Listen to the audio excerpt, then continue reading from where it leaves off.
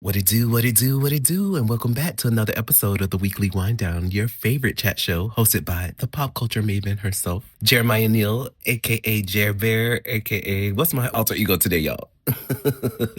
aka a productive baddie, y'all. I don't know if anybody else has been feeling this way, but we have been moving and grooving in this new year. I'm on my Mom Donnie flow. Okay, this man has been in office for 2 weeks. And I feel like he has done more than Mayor Eric Adams, than the president, than a lot of people, okay? In damn 2 weeks. So that's the kind of flow I'm on. It's not necessarily, well, it is about action, but it's more about like intent. Like, I just feel like I'm going to do it, and so we going to do it. Not feeling scared, feeling audacious, and I love that. Y'all better get on y'all Zoom. Honestly, I can say I know it's hard to feel motivated, especially during this current state of the world, y'all. But y'all just got to remember that we are the light. We have to light up. Nobody can take away what we do because we are the only people that are us. You know what I mean? Everybody listening to this has their own special niche, their own flavor, their own sauce that they just add to whatever, your friend groups, your workplace, your family. So just live in that because nobody can ever take that away from y'all. Okay? Y'all got to keep on keeping on. Like my girl, JoJo. Oh my God. JoJo. First of all, what a debut record, y'all. JoJo and that JoJo album is probably like my fave. I would say Brandy is probably like my all-time favorite singer, but JoJo just has such a special place in my heart because we're the same age. So listening to the music that she released like fits so well in where I was at the time because it felt like, oh my gosh, like one of my classmates over here singing about middle school heartbreak and, you know, the same things I was going through. So I've always been so fond of her and her musical expression. Shout out to JoJo. Shout out to Vince Herbert as well for crafting a wonderful introduction record. It's actually so funny because anybody that knows me knows that I have been like super obsessed with Lady Gaga, or I was when I first got to college. And Vince Herbert did her first 2 albums, The Fame and The Fame Monster as well. So it just goes to show you like the producers and or the craftsmen behind the scenes kind of control a certain ear of favorability. And it's very clear. Same thing with Danger, y'all.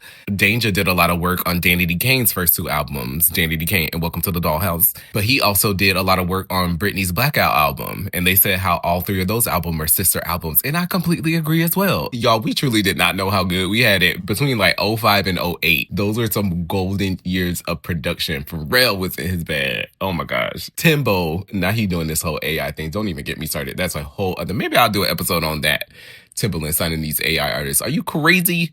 Are you crazy? Anywho, y'all, I got a question. Do any of my listeners work in retail? And if so, I might have to start a separate support group outside of Popholics Anonymous because woo, Chile girl, my patients alone deserve to be on a vacation. I switched from a crazy corporate life to, I call it like the breathing lane. I thought I was going to be able to breathe in retail, but what was I thinking? Because maybe it's a neurodivergent in me. Maybe it's the lack of community because especially during COVID and working from home, y'all, my friend circle transitioned to like a digital world and I wasn't seeing many physical people IRL. So when switching over here, finding work, I was like, oh my gosh, it would be so cool to be able to meet people that are actually rooted in the heart of the city. So I get a real New York experience as opposed to, you know, going and spending $75 to sit at a WeWork and watch people pretend like they shit don't stink when it really do, girl. It smell like roses. Hey, outcast. But I personally do not believe in the philosophy that the customer is always right. I will never stand by that. Are they always right? Hell no. Like, do that even make sense? Nobody is always right. No individual is. So why would the customer that's trying to take advantage of you, trying to obviously get their way because they want something, like they're not going to be right. They're going to do anything they want to try to like off-put their negative energy onto anyone that works in a retail setting. No matter if you are the bottom ranking, like a cashier, you're a manager like me, you could be a higher up that own the business. They still going to treat you like trash, girl. What they don't realize that especially in this era of my life, it's all about peace. So you can sit there, yell, scream, and shout, girl. I'm going to sit there, face like a mannequin, like Britney Spears talking about Blackout. Because you're not going to penetrate over here, girl. Titanium like Sia. At the end of the day, do you want your stuff or not? Because, again, I'm the type of person, you can go ahead and go home, girl. Get out the stove. Long story short, I'm very glad that I've been able to like morph into a more mature stage of the Jer Bear journey in life. Because y'all, if this would have been me 15 years, 20 years ago, we would have been, Jim Bear would have been gone the first week. Just like what should have happened. Let me stop. But y'all know who I was about to talk about. And he a little orange. Shout out to my retail workers. When we have our first TWWD meetup, Shirley Temple's on me, y'all. All right, the main event. I'm not sure if y'all are currently aware, but there is this craze going around, especially amongst Gen Z pop culture fans online. Twitter, I would say, but also definitely on TikTok, I've been seeing it, and a couple of funny YouTube videos. I will not lie. These people are very creative when they come up with concepts like such. But the principle still says, even if you hear me laughing and giggling, y'all, do as I say and not as I do, please. One thing about Jer Bear, she gonna find anything funny. So first I want to preface with this. It's very clear that every artist, unless you are a Taylor Swift, it's very clear that artists nowadays are not always going to have consistent sales with their records. They're always going to have some highs and lows. They're going to have really cool major success, and they're also going to have lukewarm and quote-unquote mediocre success. Even our faves, Sabrina Carpenter, Dua Lipa, etc., they've all had moments of what I just explained, and they've been in the game for more than a decade now. But in our most recent years of pop culture, when some of these girlies are not doing well, their fandoms online have decided to put them into an imaginary world called the Khia Asylum. And in my opinion, what started out as a cute joke is now turning into a way to degrade pop artists, both the veterans and the newbies. And I feel like this is hella problematic. So I want to clock some tea. I want to dissect this a little bit and explain why we should probably shift gears, shift pathways, shift mental states into an era I personally got to experience, an era of uplifting artists and encouraging them to create their best, and so they do. But we're going to go ahead and dissect the Khia Asylum and what it stands for. And then I really want to dive deep into why this can be damaging long term to not only the artists, but fandoms when they get stuck into like this problematic, never ending negative mind loop of just wanting to drag down the people that they adore or used to adore. Like that's a bit of like opposite Stockholm syndrome, but you're still sticking around even though you hate it, supposedly, but you think you love it. It's a weird loop. So I'm gonna be talking about this. Go ahead and get your snacks, get that popcorn, get your cup, because we about to pour out that tea. So yes, the Khia Asylum, like we've already established, is for quote unquote flopping pop stars. They're usually white, I will say, or non-black, although they were trying to put Normani in there. And if you want a whole dissertation, go listen to episode, I think 3. But anywho, some of the artists that y'all might know that are currently in the Khia Asylum include Ava Max, BB Rexa, Camila Cabello, oh, Kesha, Rita Ora, Zara Larsson just escaped. They try to have Dua Lipa in there with this recent album release because it didn't do as well as feature Nostalgia. But like I just explained, it's very rare, y'all. If everybody could go diamond, everybody could go platinum, everybody would.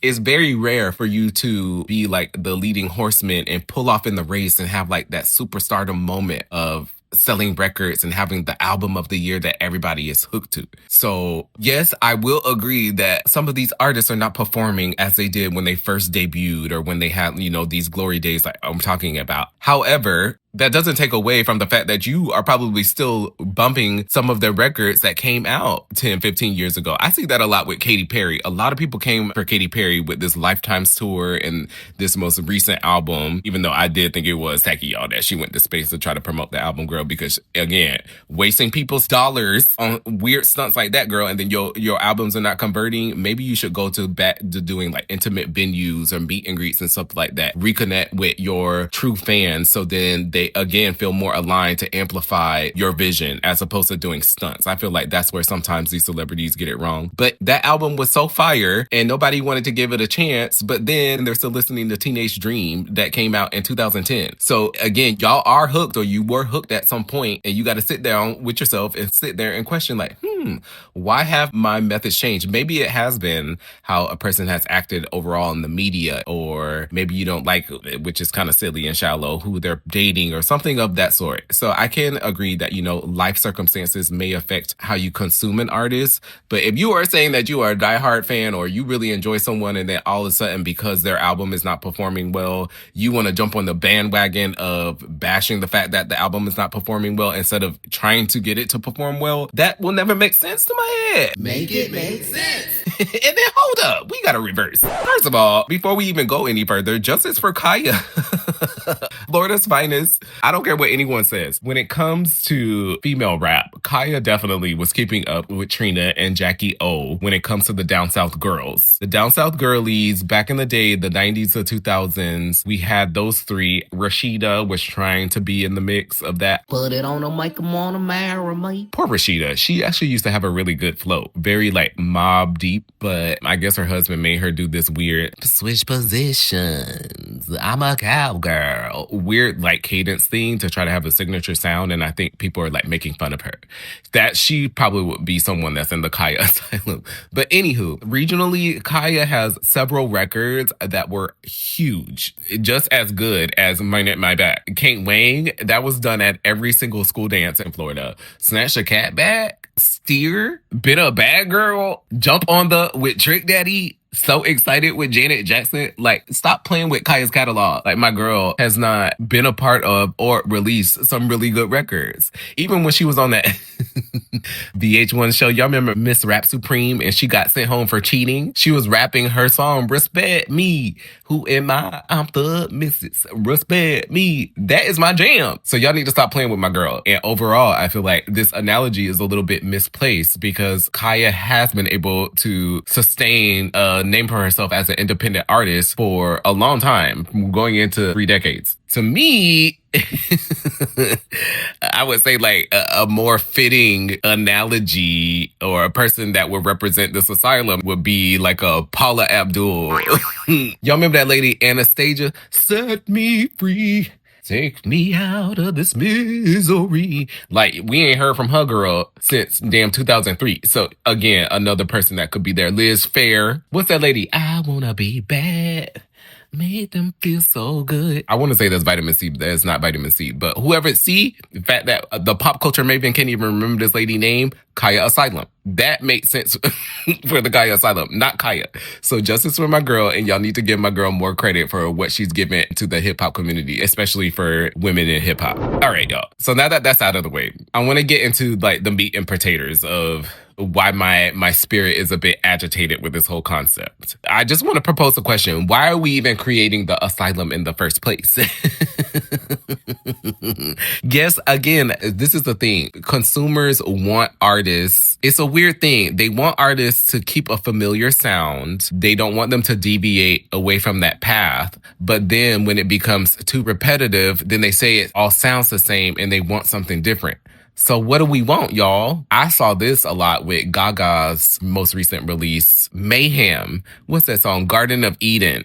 She literally she reheated her own nachos and samples Whoa, Whoa from Bad Romance on Garden of Eden. And she's doing that to put the same familiarity loop in hopes that y'all will, again, stream her song over and over again because it tickles your brain the same way that it would have done in 2010.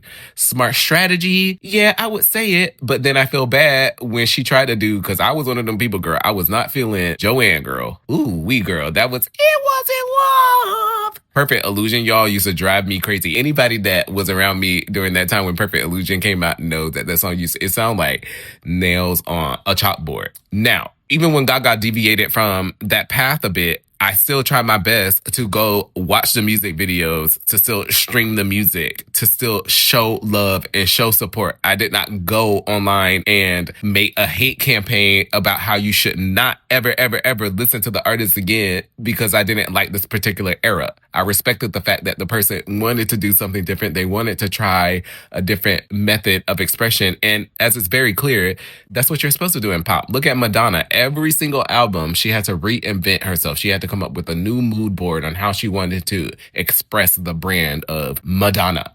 So sometimes that's going to connect with the general public. Sometimes it's going to get a bit niche and it's going to take some time for people to catch on to the bandwagon. That's how trends work. But in order for trends to also work, You need the core fandom to be in alignment in a positive state. Y'all remember protons and neutrons in science class? You got to have the positive charge in order to, create some momentum. You can't just lead with negativity and place your faves into an asylum because they're not performing well. You have the power to help them improve, no? I can never get behind the great artists that we are passionate about or that we once were. Even if you don't mess with them no more, just be quiet. Don't say nothing. Keep that private or to yourself or in your group chat. But I feel like going online to try to just be cool and try to front in front of your digital friends, and I don't know, I just feel like everybody wants to be a keyboard warrior at times and show off that they're so witty and fun, but they don't know how that affects an artist. Or maybe that artist was about to put out a project, but because they see so many people coming for them, then they don't want to put anything out. Stuff like that. Like, y'all's energy also shifts the trajectory of not necessarily positive success, but even for matter to exist, for music to actually be even made for you to even assess in the first place. How do we get back to the vibe where people like wanted to uplift artists? Like, back in my day, here we go, Grandma Jerpair. But back in my day, y'all, we used to create street teams, and we used to go to like local music stores and record stores and print out posters of the artists that we were rooting for, letting people know when their albums would drop. I kind of wish I was in New York at that time. That would have been so fun, like putting posters up where they're doing the constructions and stuff, because that's what we see all the time, and it has that New York feel. Or even on the train, I would have been marking it all over for my faves. And then when social media came into play, especially on Twitter, that was like such a great place for that, because you could discover new music so fast. You could find other people that also loved the supporters. It wasn't the same as YouTube. Twitter was just more chill back then. I loved it. But overall, it's just interesting to see how culture has changed into such a negative way. It's become, again, a trend to be nasty in order to exist on the internet. And I think that's just like, not everybody got to be positive all the time either, but it would just be great to get into a state of neutrality, girl. It's morphed into this push and pull dynamic. We discussed this a little bit before, but again, where the artist has to pour out 150% of themselves onto the world in hopes that, just 1% of that can impress an already demanding fandom that has already purchased records in the past. They've already seen them in the box office smashes. They've already supported them in the past. So now you got to reignite those same people. But instead of being aloof and mysterious, now you got to give everything to these people because they control the revenue growth. They control your next gig. But then somehow that very fandom doesn't know what to do with all of this new parasocial attention. Think about it. Your favorite actors and stuff like that from the 90s now are sitting on TikTok live. You have all these actors and they don't know how to act. And so I feel that the cool thing is to be a meanie on the internet because that's what everyone sees on the comments and TikTok and YouTube and stuff like that. Y'all remember YouTube used to have the down button when dislikes used to be shown. And when Rebecca Black dropped Friday, girl, she had, 2 million dislikes? This is nothing new to the internet. They don't know how to just adopt being, again, not even a happy, jolly, go lucky person, just even a state of neutrality. It's okay to just exist neutral on the internet. You ain't always got to be slanging around some type of opinion. And then people want to know why they in bad moods all the time. Girl, everybody's sitting there being the Grinch and Scrooges online every day. It's become like this method of stress relief, I feel, being keyboard warrior. Let's see who I can go and agitate and be mean to today, and then throw in the bots, y'all. We love a bot.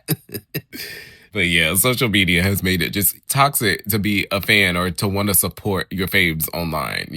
Having to compete with that negativity all day, it could just get to a point where some people don't even want to do that. I'll just shut that shit down, shut off all the technology, go put on the vinyl and reorganize my clothes in my house and avoid all y'all, It's so crazy though then too, y'all, because the people be so mean, trying to conjure up who can have like the funniest yet meanest joke, who can steal that spotlight on the internet, who can go viral for being the meanest. But then the people that they're doing that to, when those people decide to commit suicide or, something goes awry, all of a sudden it's thoughts and prayers and that wasn't my intention. And no. Y'all got a responsibility to carry yourself with kindness and candor, especially on the internet. And I would love to start a movement of this. I'm so serious about it. We really got to think twice about how we're moving on the internet, how we're showing reverence and regard to people that we support. I see cancel culture is not going away, especially y'all seen this whole Matt and Bowen thing. Oof, girl. In cases like that, they did need a good stern talking to. But my solution is not everybody go pile up on the internet and cuss them out, because that's not going to help them change their mind. I promise you not. That's going to make them stiffen up into their power even more of what they truly believe. What would have been more creative is they would have gone on IG Live with Jasmine Crockett, or even with the other candidate, the four of them, and sit down and just having a heart to heart. You know what I mean? That is the more progressive and or solution oriented method. But I feel that people don't want that. Some people love to just thrive in chaos and negativity, and they just want to go rage all the time. So, hey, at this point, we got to learn, y'all, again, when to turn off the devices and go have some peace of mind. Go to the park and take a walk, because everything is everything, but nothing is nothing also at the same time. In addition, if y'all gonna insult somebody, you're gonna insult them correctly. Like, this whole time, y'all have been pronouncing it the Khia Asylum, like a Kia car, and girl, her name is Khia. They didn't even know who Khia was, yet they wanted to join this whole bandwagon of hate, and then it just goes to show you how off you are, or how detached from the reality of pop culture existence, or what things are, because you haven't even done your quality research. And no shade, the people that do be perpetuating this are the white gays. They love to take reins of this type of narrative. Gen Z gays on the internet tried to take over AAVE Ebonics, then want to redefine them and have them have a new meaning and new slang in pop culture. I get that, because that's happened before. Fresh, cool, hot. We've heard these words cycle through generations upon generations. I get that. But to negate the origin of the meaning when the people that created them are still alive and walking the streets to this day, like, the ballroom scene from the 80s was not that far away, y'all. And then when you bring it up, when black folks try to explain how they're using these words wrong, or they're mispronouncing the words Kia versus Kaya, then they get all upset and they get all in their feelings, instead of trying to understand the actual definitions and trying to guide themselves into a state of normalcy with the meaning. Like, that's what I'm talking about. Get out of y'all egos and get out of that stiffness and just listen to the people that created the meanings. I've been listening to my aunties talk like this since the 90s, and then I used to get in trouble for it, talking that way in school or in work settings, just for 15, 20 years later, for white Gen Zs and gays on the internet to take a hold of this slang, misinterpret it, use it the wrong way, and then call it and say, oh, it's just our culture. Girl. This is how I know I'm in /auntie status, girl, because I'm ready to give the little lessons, y'all. I know this is all a tale as old as time, but it just annoys me, because especially with the white gays, it's like y'all are enforcing the same patriarchy that you claim bullied you your whole life and made you feel lesser than. I just find that so interesting. And you can see it too with the whole DL trade. This is the new slang that's going around amongst the white queer community on TikTok. Just to let y'all know, non-black people cannot be trade. So same thing with studs. Stop calling white people studs. But this is how you know that the shit was stolen, because DL and trade have separate meanings. So you cannot just combine them together and call a man on the down low DL trade. Like, it doesn't even make sense. It just doesn't make sense, y'all. Come on. Okay, so here we are. I, again, don't want to be like them. I don't want to come off like these people and sit there and moan and complain. So what's the solution? That's where I'm at. I personally feel like a quick way to solve all of this is, number one, to be uplifting black creators, cough like myself. But seriously, black creators who are knowledgeable about pop culture, these terms, these definitions, what's going on in the world. We need to be uplifting them in these spaces, pushing them more into the For You pages, or at those TikTok events or the YouTube events. Just having the perspectives a little bit more involved in the conversations, instead of passing the torches to the same folks that y'all know are going to mess these things up. Like, we've seen this on TikTok with Charlie D'Amelio and the Lopez brothers, and even my girl Addison Rae. Y'all know I've been bumping Addison Rae album, but she was a bit problematic by taking the Renegade Challenge, being able to perform that on the late shows, and the original creator of the TikTok challenges did not reap 5% of the benefits that these current people have right now. So we got to start shifting the mindset, obviously, into a state of neutrality. The overall goal is to get into positivity, y'all, but I got to be realistic in the world that we live in.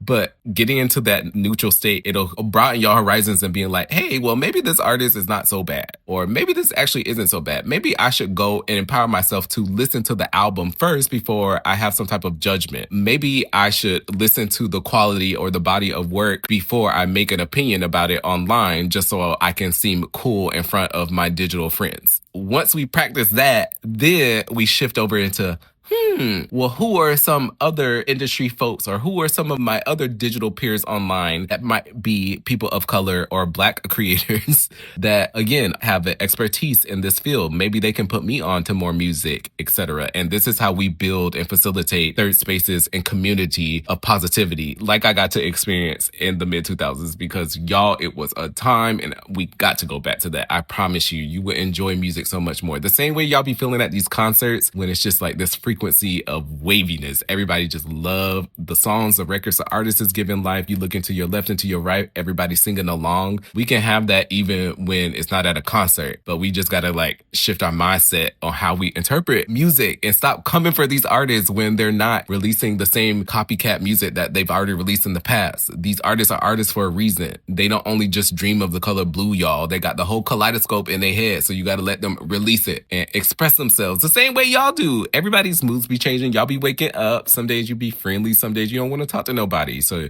just think about that when we are consuming art. Please. Thank you. Overall, I do think we can be headed in the right direction. We are headed in the right direction when it comes to folks like myself who were silent for a little bit, but now I'm stepping back into the light of all of this. I can't wait to see, in 5 years, the state of what pop culture is. I do see a bit, again, of integrity being implemented back into the industry with the Olivia Deans. But I don't know, there's some of these newer artists that are trying to bring back that state of pop stardom that I really craved as a kid. And I love it. I love the curation. I love the intent behind even the wardrobe or the hairstyling. Ray is an example of that. The heart of music and the heart of art is getting back into the forefront instead of everything trying to be a quick challenge or everybody trying to make a song that can go viral for 20 seconds on TikTok. I feel like TikTok artists are starting to create their own lane and they're getting booked and busy and performing at these college campuses and stuff like that, which I think is so dope because you can still get your bag and you can still have so much recognition, etc. And then there's also an identity of like mainstream success that was a bit lost because I feel like they were trying to merge the two for a while, especially during COVID, girl. And I was about to lose my mind. I was like, y'all signing and releasing these artists and these people are not going to be sustaining this. They are one-hit wonders from the jump, not even a hit. But now it's starting to separate itself again. And now we can breathe. Micro lanes are starting to develop and I'm liking it. So yes, now y'all got your girl Jer Bear to help inform y'all on what's going on during this time. So in case you can't capture it all, you can listen to me and I can dissect it for you. And y'all need to be, sharing this, letting people know I have been putting my blood, sweat, and tears into this chat show. So if y'all could, please share this with a friend. Give it a thumbs up. Go ahead, give it a like wherever you're listening from. Might get some on-screen action as well soon. Get excited, y'all. But I appreciate y'all listening to my random ass dissertation. I want all the girls that were in the Khia Asylum to go platinum in the year 2026 through 2028. So y'all got some streaming to do. Go listen to everybody I just named. Show some love to these artists, y'all. And just be a good human. That's a wave we own. Anyway, I hope y'all enjoyed this episode. I will chat with y'all next week. Until next time, this has been your girl, Jer Bear, and we are signing out. Hello!